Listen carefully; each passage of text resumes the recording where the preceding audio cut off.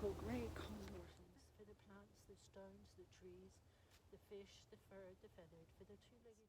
In you who are the unnamable one, we thank you for bringing us all together, that we So, having chosen my place, open the directions, now I'm going to open my own personal sacred space over this piece of land that I've chosen, this spot that I've chosen or that chose me. And the way we do that is start at the heart, and then we reach up into our eighth chakra, that golden orb that sits above our head, and we open that down around us. We call this our Viracocha, source of the sacred. When we open our Viracocha, we have access to the luminous beings, the helpers from other realms, and from those who want to assist us on our journey. Then I'm going back to my heart and opening up my Viracocha one more time, and this time I'm opening it down around the piece of Pachamama that I'm going to be working on. And so me and this sand painting are held in that sacred place. I've gathered some sticks along the way, and the first thing I want to do is to make a circle on the earth. And you want to make sure that all the edges are contained so that the borders and the boundaries are well held. Of course, you're going to leave your sun painting out here on the earth for maybe 2 days, maybe 3 days. And you want to make sure that your boundaries are well in place. And then the next thing we do is we decide, and I already decided before I got here what it was I wanted to work with, because one of the things that I am so with is that I miss the connection. I miss the connection with people. I miss sitting in circle with real people. Everything's being done on the internet. We're being asked to disconnect. So personally, I find this very, not just disconcerting, but disheartening. So I'm going to start with that. So I take a stick, and it can be anything, but it needs to be combustible. But a stick is a good place to start. And I'm going to blow. That feeling of being disheartened. And I can feel it right here in my heart. And so I'm going to place that down there, and now I'm going to follow that feeling, because as I'm feeling that in my heart, what's coming up is real upset. A lot of grief and sadness. So that's going in as well.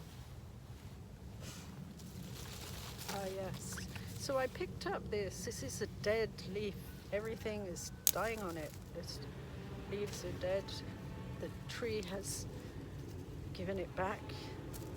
And I want it to represent for me the things that are dying within me, the old ways of being, the old paradigms, the old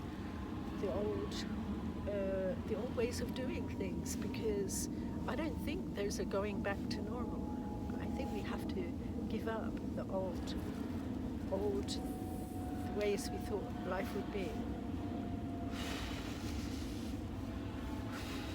And so these old leaves on this twig really represent that for me. Everything's dead, and we need to give that back to the earth, just as the trees give that back to the earth. And as I do that, what's coming up in me is a lot of grief and sadness.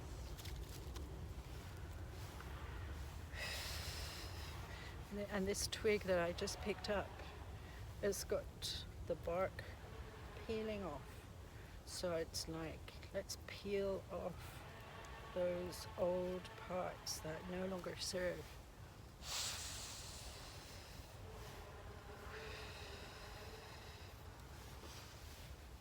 Peeling off, like the serpent that sheds her skin. just letting things go back to the earth, moving out of that old paradigm.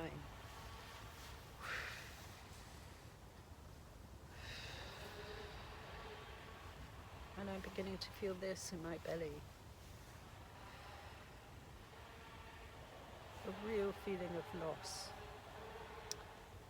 Loss of a dream, maybe, loss of how I thought things were going to be, loss of the past, loss of my extended family.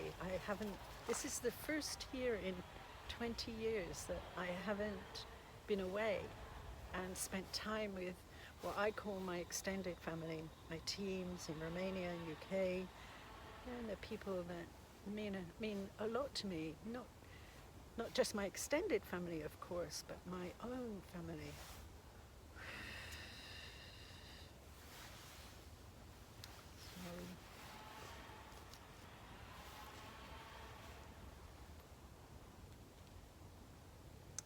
Sometimes I do also feel angry.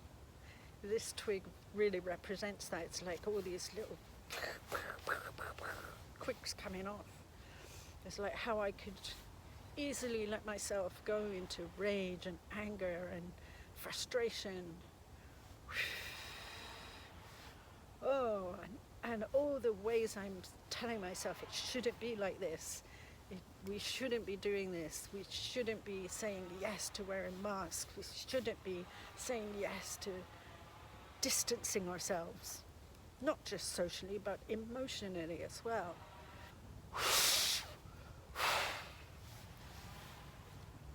I really don't want to keep that in me, but it's there, and that's what I'm with.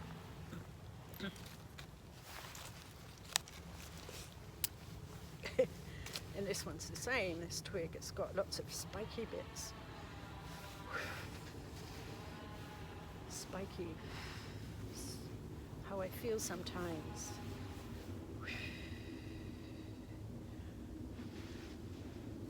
Oh, and as I connect beyond the spiky, angry bits, what I'm also feeling is that conflict between doing as I'm told. You know, we all learned as we grew up, do as you're told. Or I did anyway. Most of us learned that. Do as you're told.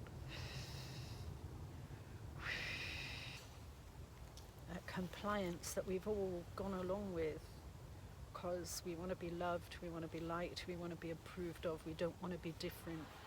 But we are different. Every single one of us is unique.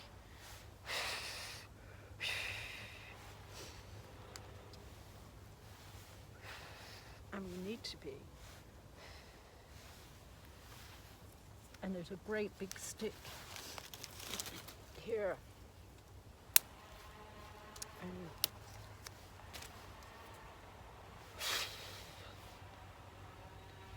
the courage that we need in our hearts, courage that we need right now to say no to what doesn't serve us, no,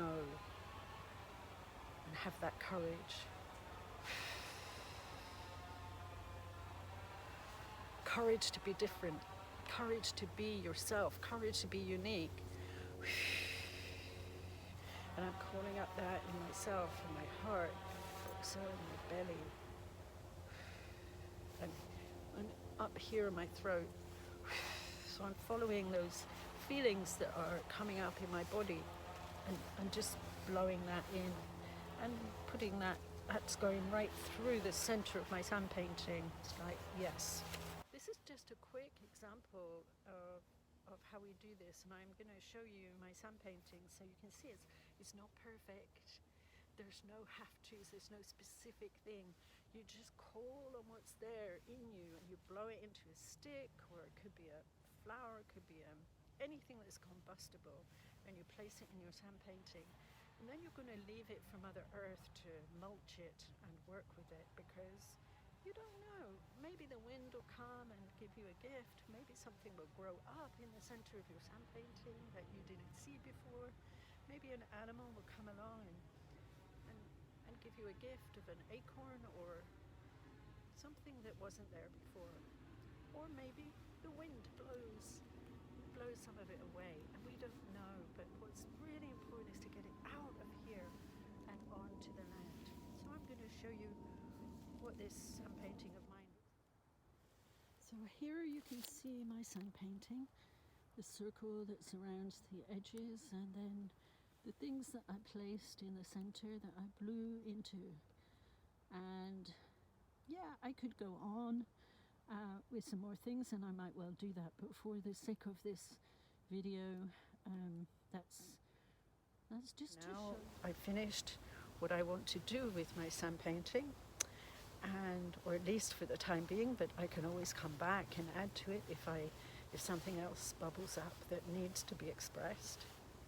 And that now what I'm going to do, I'm going to walk away, and so I pull my Viracocha off of my sun painting back up to that golden orb above my head, and then I'm closing my own and pulling some of those threads down from Viracocha, source of the sacred, to inform all of my chakras. So this is how to make a sun painting, and do give it a go. It's such a beautiful thing to do and so healing. When I arrived in the woods, I felt heavy-hearted, and with a lot of upset and anguish and in my body. And now, having given it to the earth, I feel much lighter and more able now to feel uplifted and to uplift others, which is what we're all here for. So I hope that you give an opportunity to yourself to do this, especially over the time that we're coming to. This is really important. And nature, Mother Nature, Pachamama, she will support you, as she will all of us, as we all go through this great transition that we're going through. So thank you for being with me, and yeah.